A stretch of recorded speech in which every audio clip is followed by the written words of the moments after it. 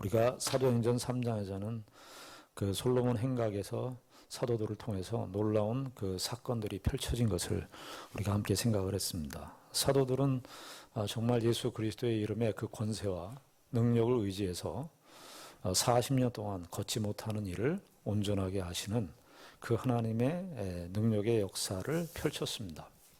그러자 모든 사람들이, 예루살렘에 있는 사람들이 다 사도 베드로와 요한을 이렇게 주목하는데도, 사람들의 모든 인기가 자기에게 향하는데도 오히려 화를 내면서, 오히려 정색을 하면서 너희들 왜 우리를 주목하느냐, 우리의 경공과 우리의 능력으로 이 일을 행한 것처럼 보이느냐, 그러면서 오히려 예수 그리스도의 죽으심과 그 부활의 권세, 예수 그리스도의 주되심과 예수 그리스도의 그 죽으심과 부활의 그 하나님께서 구약 역사를 통해서 약속하셨던 그 예언을 소개하는 기회로 삼습니다.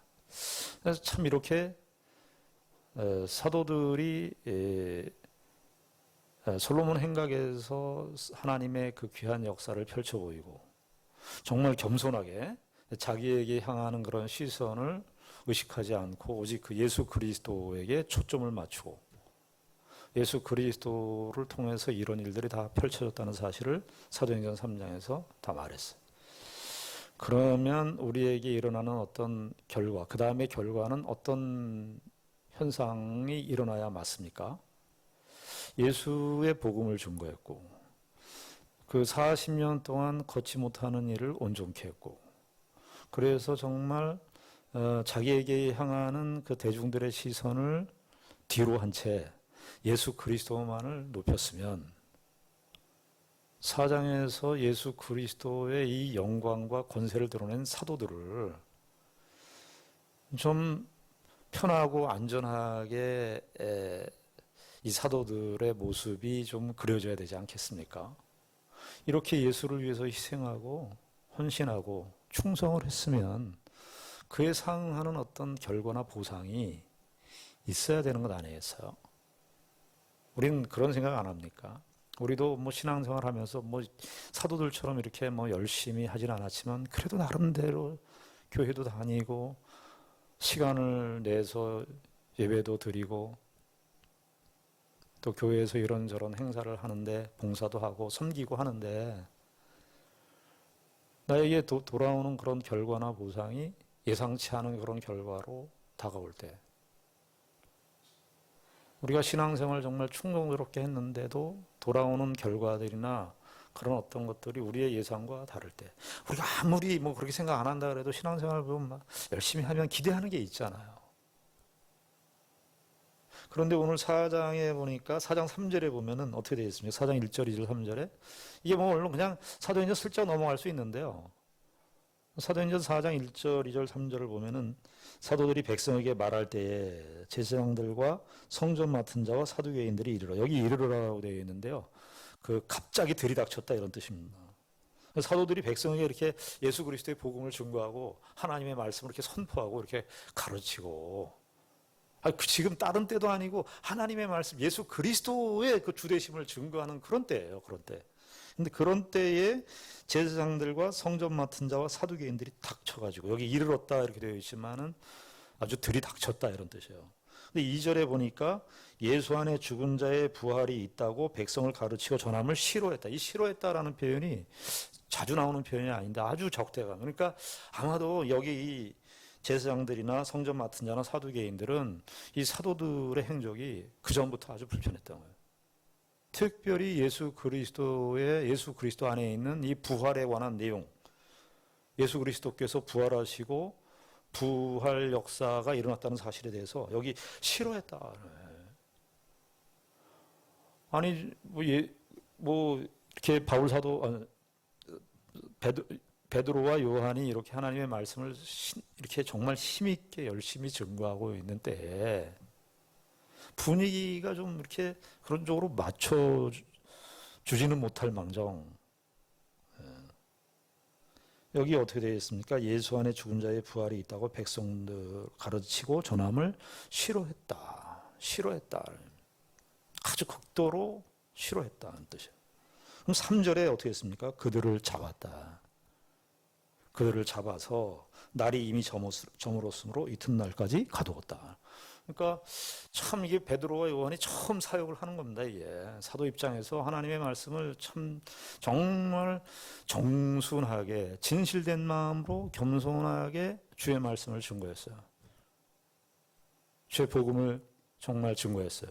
그런데 그 주의 복음을 힘있게 증거하고 있는 이 그때에 아마 설교를 하다가 잡혀가는 거예요.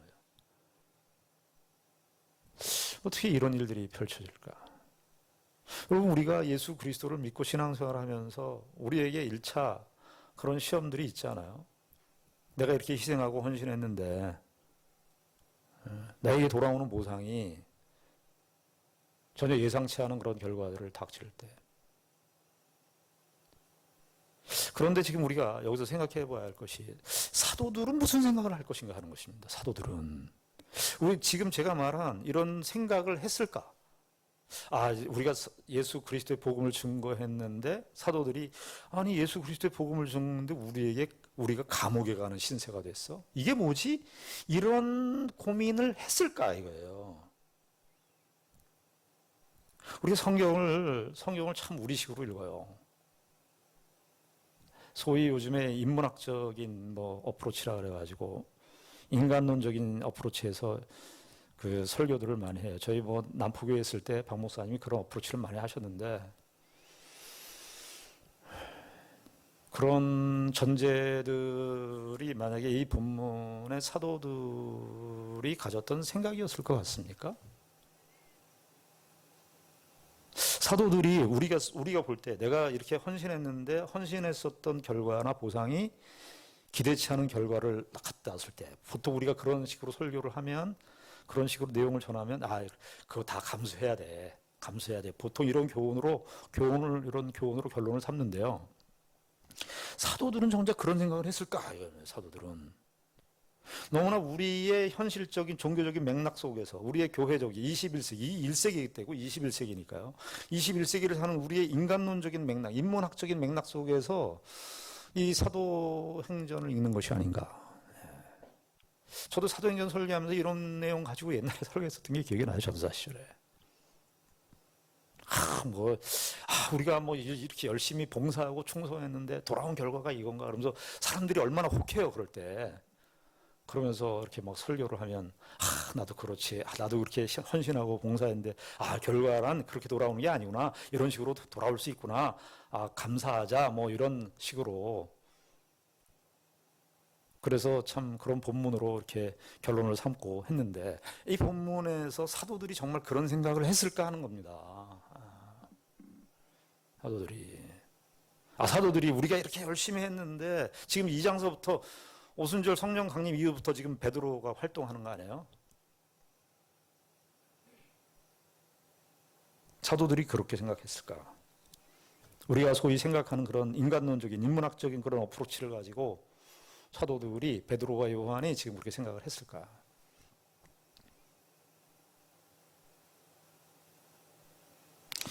여러분, 사도들은 베드로와 요한은요 여기서 그런 생각 전혀 갖지 않았습니다. 1차적으로 확실하게 말씀드릴 수 있는 건 그런 생각을 전혀 갖지 않았습니다.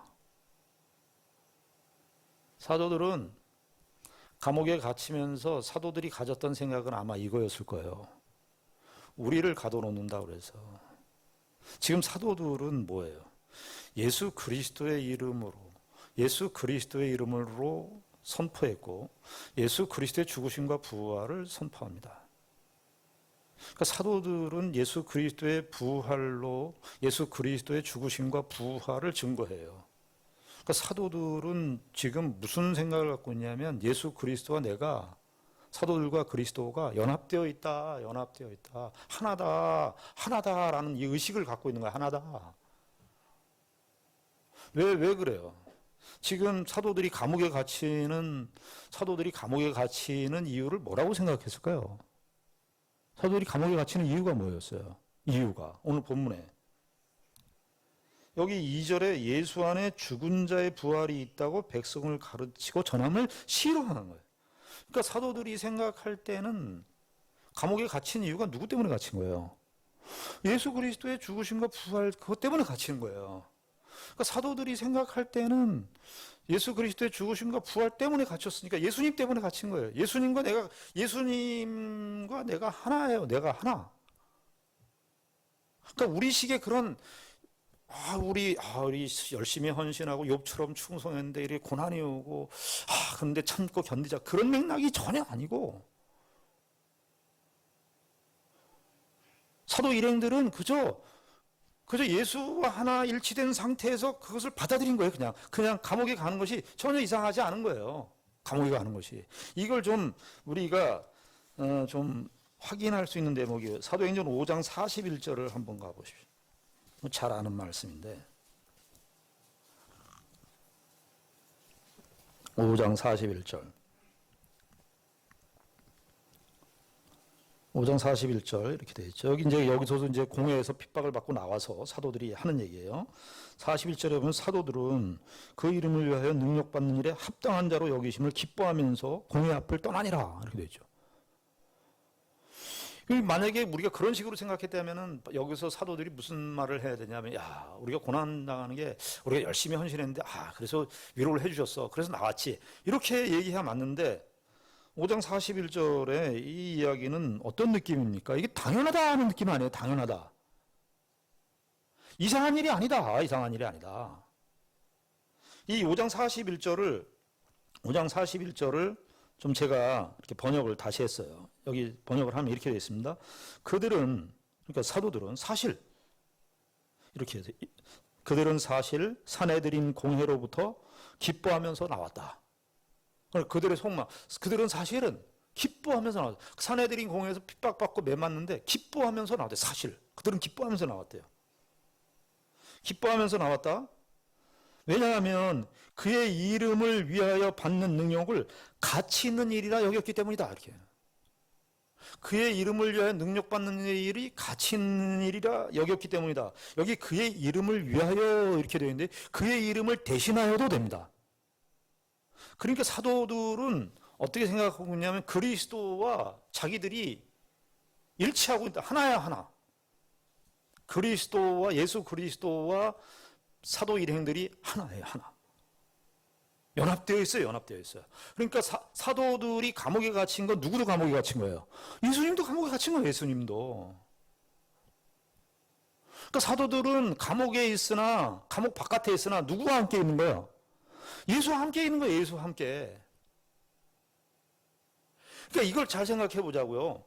바울 사도, 베드로와 요한이 선포를 했어요. 선포의 내용이 뭐예요? 예수 그리스도의 죽으심과 부활이에요. 예수 그리스도의 죽으심과 부활이라는 건 뭡니까? 그 선포의 주제로만 끝이에요? 그 선포하는 내용과 자신이 하나인 거 아니에요? 예수 그리스도의 죽으심과 부활, 예수를 믿는다는 게 뭐죠? 예수를 믿는다는 게 예수 그리스도의 죽으심과 부활을 믿는다는 거예요. 예수 그리스도의 죽으심과 부활을 믿는다는 건 뭐예요? 그냥 예수 그리스도의 죽으심과 부활이 저 객관적인 사건이 있고 그냥 나는 따로 있고 독립해 있는 게 아니잖아요.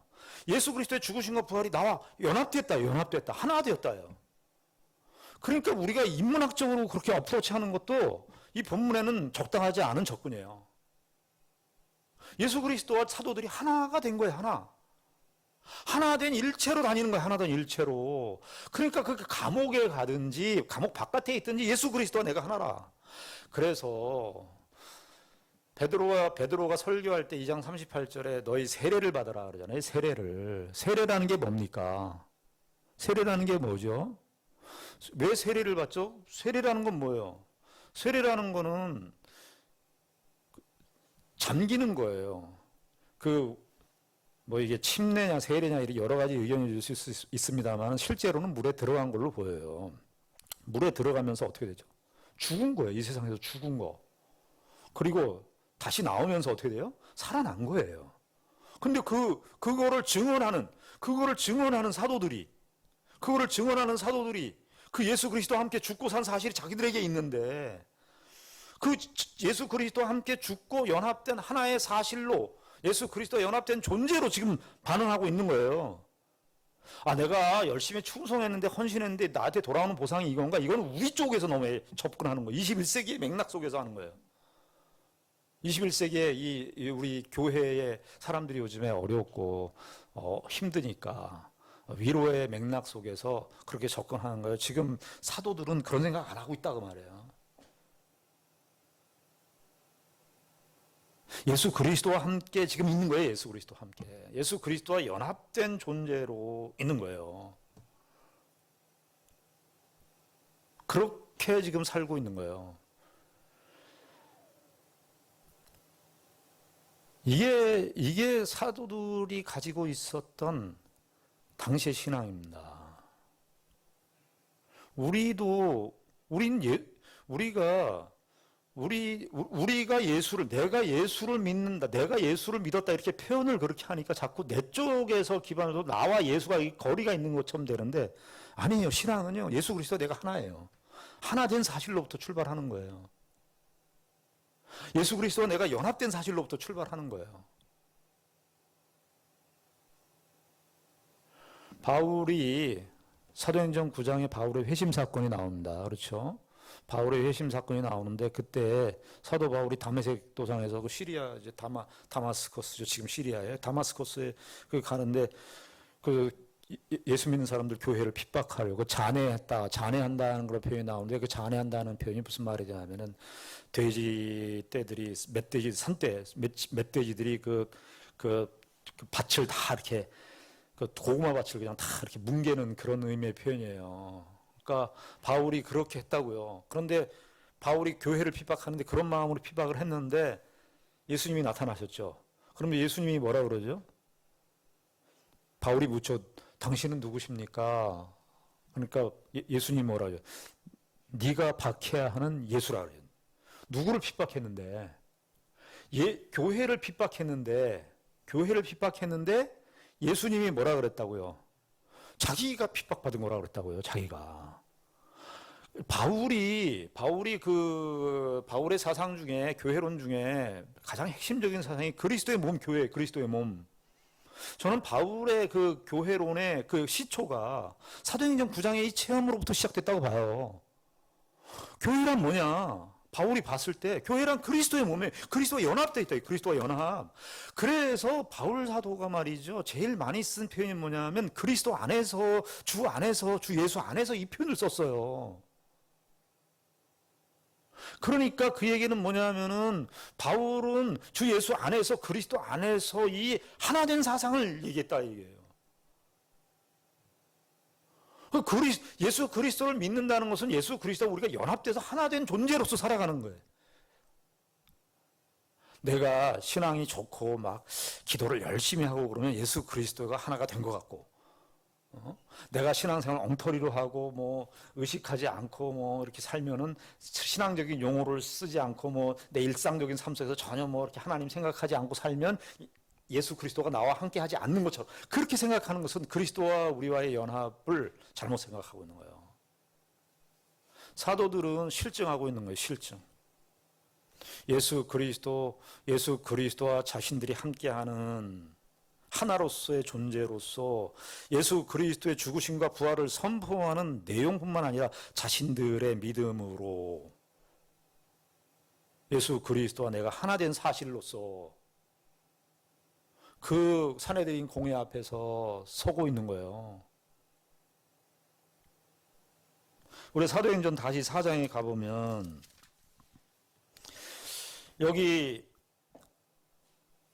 1차적으로는 가까운 원인으로는 사도들이 이게 예수 그리스도의 이 복음을 증거하는데 예수 그리스도의 복음 때문에 우리가 들어오는 거구나. 감옥에 들어왔구나. 1차적인 원인은 그것이었을 것이고 사도들은 또 그 전에 예수님께서 말이죠. 제자들을 마태복음 10장에 보면 예수님께서 제자들을 파송하시잖아요.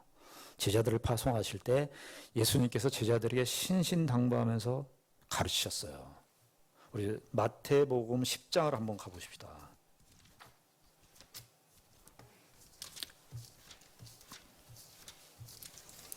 마태복음 10장 16절부터 보시죠.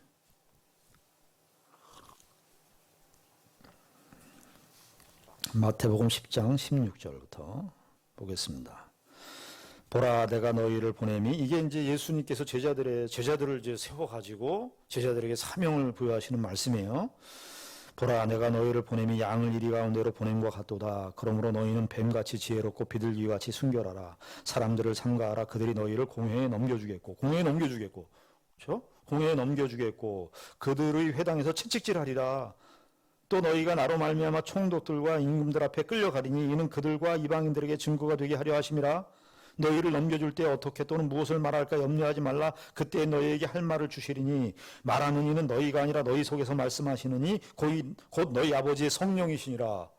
이 이야기는 이런 얘기가 아닙니다. 너희를 공회에 잡혀갈 때 성령님께서 감동하셔가지고 할 말을 준다 그런 게 아니라 성령님께서 너희와 함께 하신다 이거예요. 성령님께서. 그런데 지금 예수님께서 뭐라 그러지? 마태복음도 나와 있고 마가복음도 나와 있고 누가복음도 다 나와 있어요. 예수님께서 너희들 공회에 끌려갈 거다. 너희들 공회에 끌려가서 신문을 당할 것이다. 예언을 하셨단 말이에요. 예언을 하셨다고. 그래서 제자들이 이 베드로와 요한이 생각할 때에 감옥에 끌려가는 일이, 야 우리가 헌신하고 충성했는데 돌아온 결과가 이거냐? 아 이거 정말 신앙생활하는 게 이런 거구나. 아 이렇게 고민하면서 갈등하면서 우리가 그렇지 그러면서도 뭐 감수하면서 살아야지 뭐 그런 교훈으로 받아들였겠냐고. 이게 제자들은 명백했어요. 제자들은 분명했습니다. 사도들은요 그 예수 그리스도께서 하신 그 말씀의 예언대로 지금 되는구나. 그래서 아까 하나님의 성령께서 너희에게 할 말을 주시겠다 하는 것이 사도행전 이제 우리가 다음 주에 볼 텐데, 사도행전 4장의 공회에서 베드로가 71명의 사내들인 공회 앞에서 너희들이 죽은 이 예수를 거기서 또 예수 그리스도를 증거하잖아요.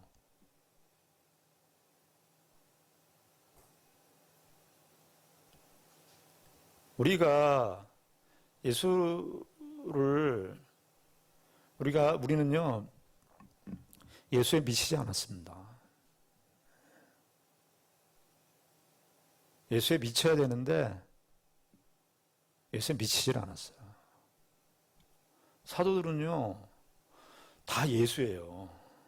다 예수예요. 말로 뭐 예수하라는 얘기가 아니라 예수가 그냥 하나예요. 하나였어요. 여러분, 우리가 이 세상을 살아가는데 무엇으로 이길 것 같습니까? 어떤 목사님이 그 얘기를 했어요. 예수 믿는 신자들과 이 세상의 관계를 어떤 식으로 묘사를 했냐 하면은, 우리가 북한에 가서 자유주의와 민주주의를 하자고 하는 것 우리가 상상해 보셨어요? 우리가 지금 만약에 북한에 가서 야 니네들 그 세습이 뭐냐, 대통령제 해야 된다, 직선제 해야 된다, 국회의원 뽑고 너희들 민주주의 해야 되고 자유주의 해야 된다, 여러분들 그 상상해 보셨어요? 우리 상상이 안 되잖아요. 가서 그거 전하라 그러면 상상이 안 되잖아요. 그것보다 더 공포고 더 무서운 실존이 뭐냐 하면 예수 믿고 이 세상에서 사는 거예요. 이 세상은 여기 그러죠. 싫어한다 그러죠. 싫어한다는 것이 이 아담의 타락 이후로 이 세상은 예수 그리스도의 복음을 적대하는 세력으로 존재하고 있어요.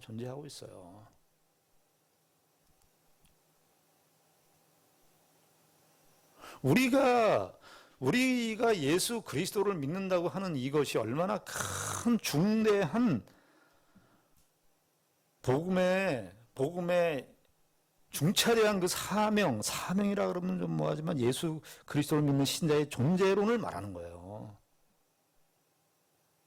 바울이 말이죠. 여러분들 빌립보서 이런 말씀들 보면 어떤 생각이 드시는지 모르겠어요. 빌립보서 1장 20절 21절에 보면 바울이 내가 나의 간절한 기대와 소망을 따라 내가 간절한 기대와 소망이 있는데 내 안에 살든지 죽든지 내 몸에서 그리스도가 존귀 되게 하려 하나니 이는 내게 사는 것이 그리스도니 죽는 것도 유익함이라 그래요. 거기 사도 바울이 빌립보서 1장 그 전에 문맥에서 뭐라 그러냐면 난 차라리 죽고 싶다 그래요. 차라리 나 죽고 싶다.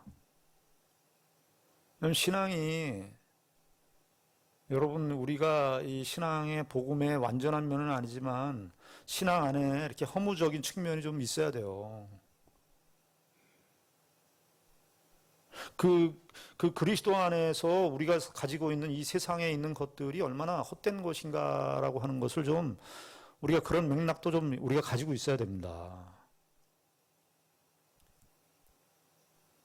캔사스라고 하는 그 그룹, 그 4인조 보컬 그룹인가요? 영국의 보컬 그룹이 있는데, 여러분들 그 팝송 기억나십니까? 더스트 윈 더 윈, 더스트 윈 더 윈, We are 더스트 윈. 우리가 다 바람 속의 먼지, 바람 속의 먼지. 그러면서 우리가 다 바람 속의 먼지고, all we do 하면서 우리가 다 all we do 하면서 우리가 하는 것도 다 바람 속의 먼지.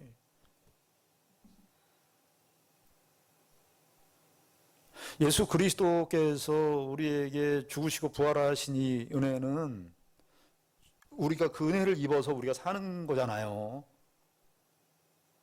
그러니까 우리는 이미 예수 그리스도 안에서 이 세상의 시간관에서 죽은 거예요. 이 세상의 시간관에서. 이 세상의 시간관에서 죽은 것이고 예수 그리스도 안에 있는 새로운 생명의 세계가 들어온 거예요. 베드로와 요한이 예수 그리스도 안에서 부활의 새 생명에 선포하는 내용으로만 삼은 게 아니라 부활의 새 생명의 영원의 생명의 역사가, 영생의 역사가 내 안에 들어왔음을 인식하고 살아가는 거라 그 말이죠. 그런 모든 것들이 다 의미가 없어진다 그 말이에요.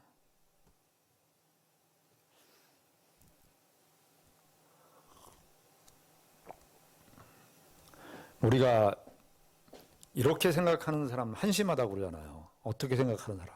나는 대한민국으로 좋게. 대한민국은 대한민국이 다야. 대한민국으로서 뭐 좋게. 그런데 가만히 생각해 보십시오. 대한민국이 땅덩어리는 우리가 나라들마다 다 국경을 세웠습니다만 하늘이 대한민국 하늘입니까?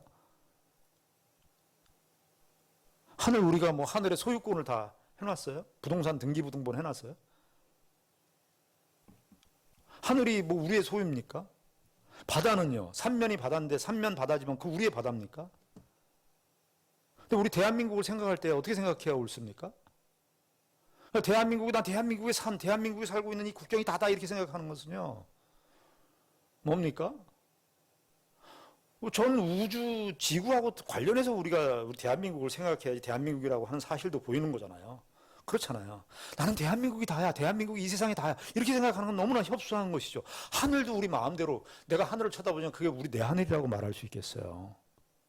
시간관도 똑같다 그 말이에요. 우리는 이 현세가 다라고 생각하는데, 예수 그리스도의 죽으심과 부활의 은혜는 우리가 죽고 부활하고 영원한 구원에 도달한다 그런 면만 있는 것이 아니라 바로 그 영원의 시간이 우리 가운데 들어왔다고요. 공간도 우리가 사는 공간만이 다가 아니라 전 우주적인 차원에서 이 지구를 생각하고, 지구도 전 우주적 천체계 전체 내에서 생각해야지 지구도 보이는 거고요. 대한민국도 지구라고 하는 전체 땅덩어리 속에서 우리가 대한민국을 봐야지 대한민국의 전체 위치가 보이는 건데, 공간적인 위치조차도 그런 큰 맥락, 큰 그림 속에서 봐야지 그 그림이 온전해지는데, 시간의 역사에 있어서도 영혼의 관점에서 바라봐야 우리의 현세가 의미가 있는 것인데, 사도들 일행들은, 바울 일행들은, 1세기 때 그리스도인들은 예수 그리스도 안에 있는 뭐 신학적인 굉장한 토의나 신학적인 깊이나 이런 건 없었어도요, 예수 그리스도의 죽으심과 부활의 새 생명의 은혜가 영원에부터 들어와서 이 세상의 모든 역사를 다 상대화시켰다는 사실은 알았다고요. 그거를. 그래서 그 모든 것들을 그리스도 안에서 내게 사는 것이 그리스도니 죽는 것도 유익합니다라는 이 얘기를 할 수 있었단 말이죠. 왜 그런 말을 할 수 있어요? 죽는 게 다라고 생각하는데 이 사람들은 죽음이 다라고 생각해요.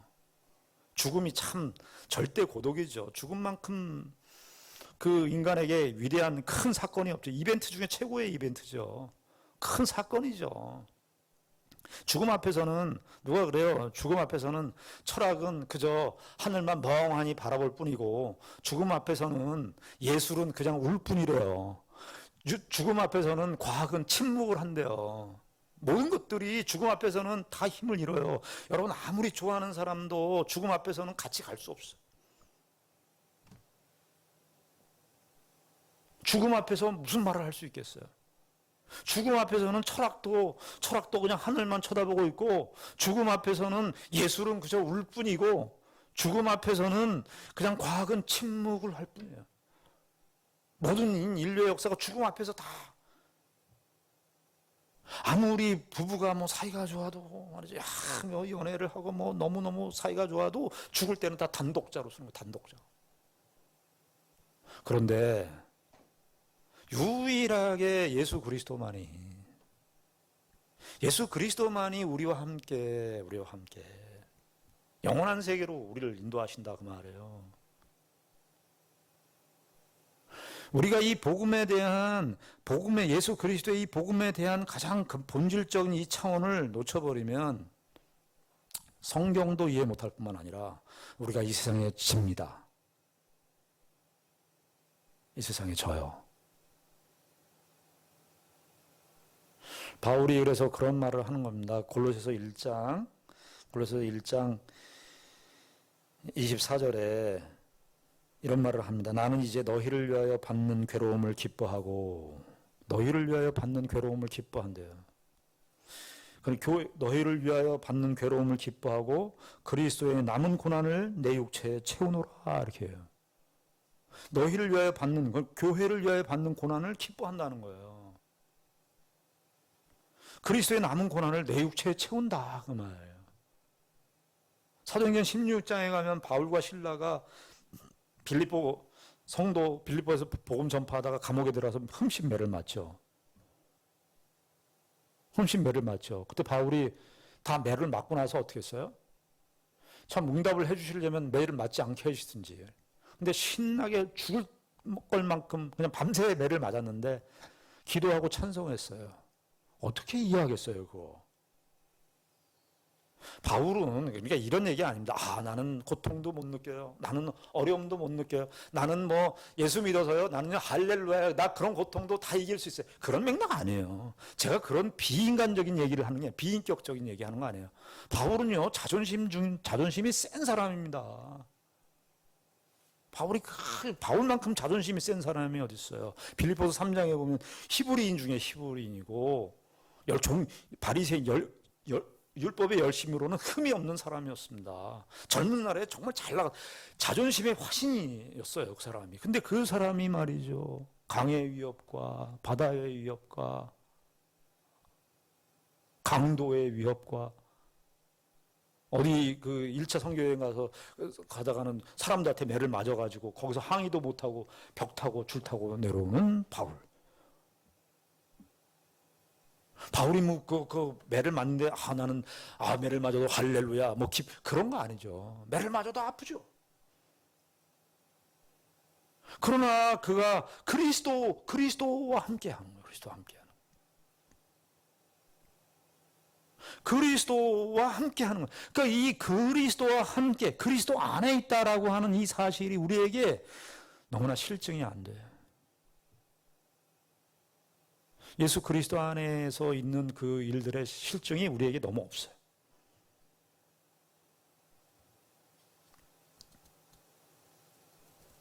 오늘 이 사도들이 이 고난을 당하면서 핍박을 당하면서 과연 사도들은 무슨 생각을 했는가? 그것은 바로 우리가 그리스도와 함께 있다. 그리스도와 연합되어 있다. 세상은 우리에게 세상은 우리와 가지고 있는 예수 그리스도를 믿는 신자들의 이 복음 진리에 대해서 세상은 근본적으로 거부하기 때문에 그것은 예수 그리스도를 믿는 신자들이 당연히 받아야 되는 현실이고, 그러면 우리가 예수 그리스도와 함께 죽고 산 사실로 우리가 사는 거잖아요. 그 이상도 그 이하도 아니에요. 신자의 삶의 존재 근거라고 하는 것은 그 이상도 그 이하도 아니에요. 우리가 삶을 살아가면서 저 사람들은 저 사람은 많이 있어서 좋겠다, 저 사람은 저것도 있어서 좋겠다, 이런 것들은 다 무의미한 거예요. 그거는 다 나를 기반으로 해서 생각했을 때 그거 다 의미를 갖는 다 시험이 되기 시작하죠. 그때부터는. 내가 예수 그리스도와 함께 죽고 산 사실로만 산다는데 무슨 그것을 비교할 게 뭐가 있어요? 그래서 속 죽을 게 뭐가 있고, 예수 그리스도와 함께 죽고 산 사실들로 내가 존재한다는데, 그걸로 내가 고백한다는데, 그걸로 이 세상을 통과하며 살아가겠다는데, 근데 그 어떤 세상 사람들이 그 위에 있는 그 어떤 것으로 쌓아놓은 어떤 것들이 나에게 무슨 시험거리가 되겠냐고요. 바울이 갈라디아서에서 얘기한 것처럼 내가 그리스도의 십자가로 말미암아 세상에 대해서 내가 죽었고 세상도 나에 대해서 죽었어요. 세상에 나에 대해서 세상에 있는 걸로 나한테 시비 걸지만 나는 세상에 대해서 죽었다.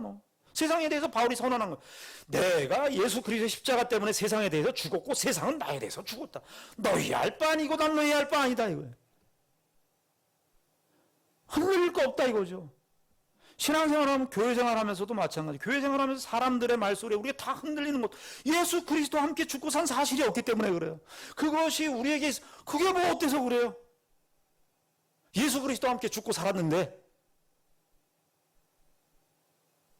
예수 그리스도와 함께 죽고 산 사실로만 우리가 사는 것인데, 영원한 생명이, 이 세상에서 줄 수 없는 영원한 생명이 이미 들어와 있는데,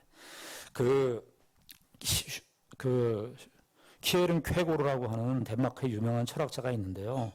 그분이 고난의 기쁨이라고 하는 책을 썼어요. 근데 제가 그 철학자가 쓴 책이라 충분히 다 이해를 못했습니다만은 그 책의 내용 중에 이런 내용이 있더라고요. 고난은 한 번이다 그래요. 그분이 기독교 철학자예요. 그분은 기독교 신학자에게도 욕을 얻어먹었어요. 왜냐하면 너는 철학자다 그러고, 또 철학자들에게 넌 신학자다 이렇게 중간 경계에 있었던 사람이에요. 그런데 이분이 뭐라 그랬냐면 고난은 한 번이다 그래요. 고난은 한 번이다. 아니 이게 우리가 이해가 안 되죠? 고난은 뭐 이런 고난 저런 고난 많이 당하는데, 그래서 왜 그런 얘기를 하느냐 하면은 고난의 궁극적인 최고의 결말이 뭐예요? 죽음이잖아요. 죽음은 한 번 죽어요. 두 번 죽어요? 두 번 죽는 사람 없어요. 한 번 죽죠. 한 번 죽어요. 그래서 고난은 한 번이에요. 그러면서 이분이 무슨 얘기를 하느냐 하면은 이렇게 얘기를 했어요. 서양 속담을 예로 들어서 얘기합니다. 서양 속담을 예로 들어서 이렇게 얘기합니다. 습관이라는 것은 한 번은 습관이 될 수 없다는 거야. 한 번이 어떻게 습관이 될 수 있겠어? 습관이 되려면 여러 번 반복해야지 습관이 되는 건데. 그래서 서양 속담에 한 번은 습관이 아니다. 그래서 한 번은 없는 거다 이래요.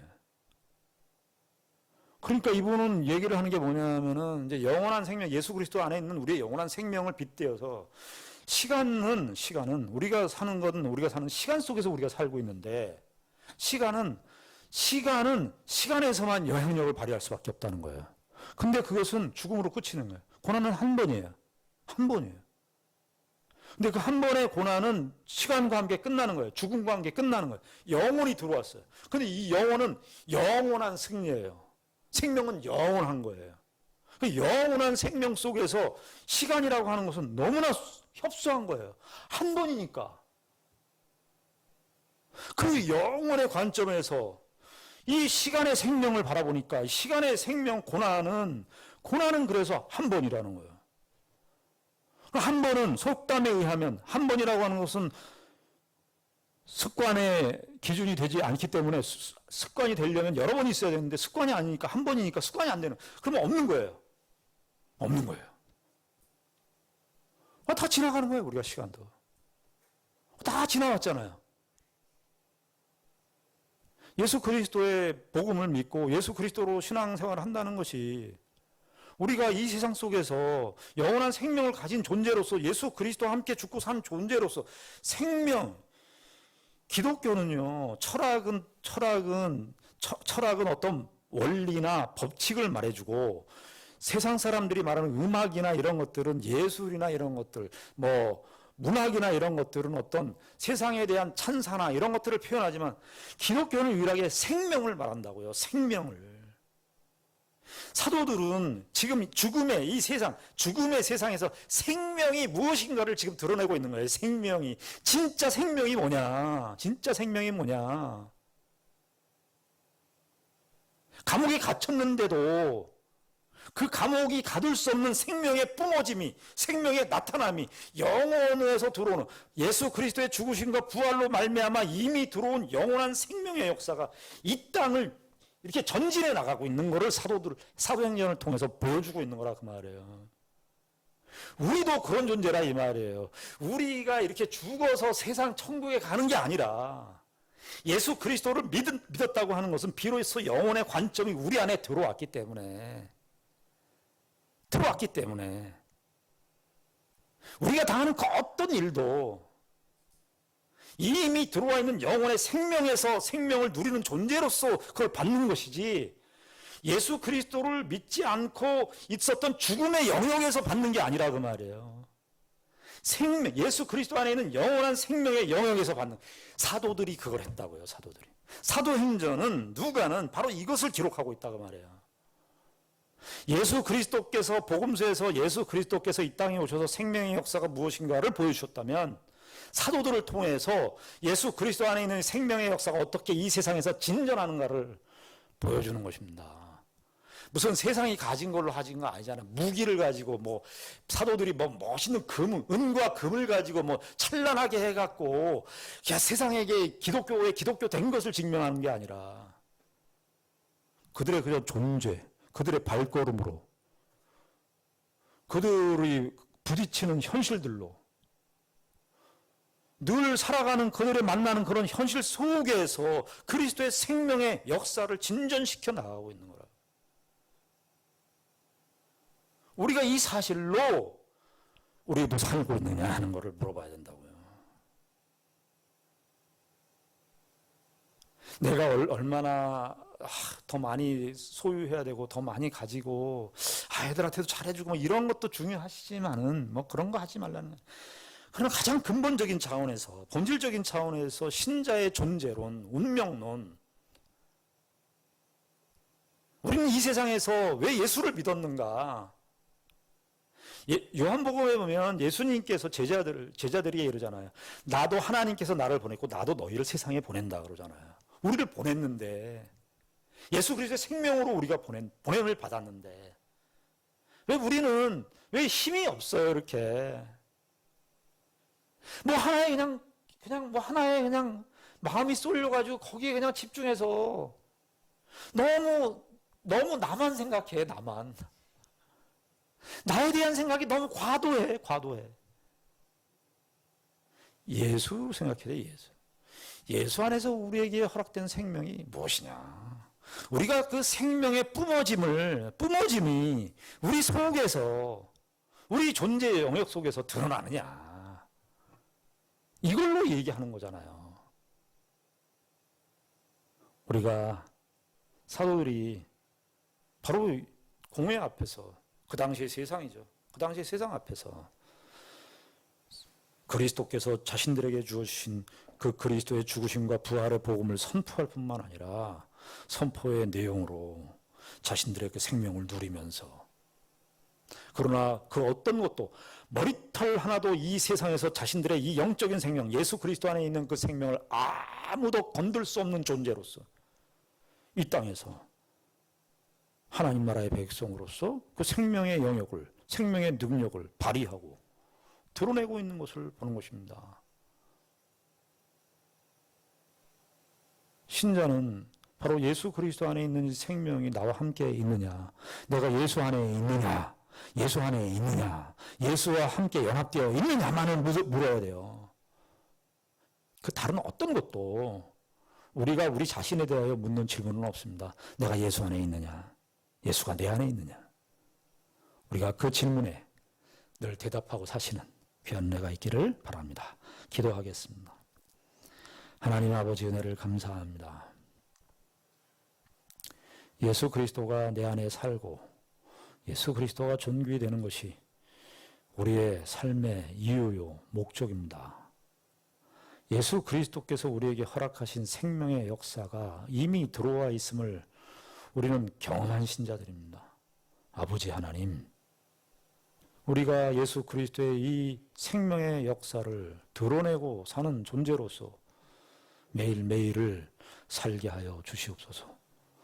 이 세상의 헛된 곳에 시간의 흐름 속에서 영향력을 발휘하는 것들에 우리의 눈을 빼앗기지 않게 하시고 영혼의 관점에 우리의 영적인 시선을 두고 그리스도 안에서 우리에게 허락된 생명의 능력과 생명의 그 본질을 드러내며 사는 우리 모두가 되게 하여 주시옵소서. 예수님의 이름으로 기도드리옵나이다. 아멘.